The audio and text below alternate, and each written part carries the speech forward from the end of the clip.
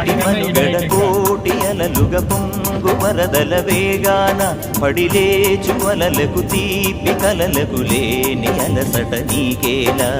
నల్ల నల్ల నీళ్లలోన ఎల్లకిల్ల పడ్డట్టున్న అల్లు మల్లు ఆకాశాన చుక్కల్లు అమ్మాయంటి జాబిల్లమ్మ అబ్బాయంటి సూర్యుడమ్మ ఇంటిది బలబలంట దిక్కులు ఎవరికి వారే యమునకు నీరే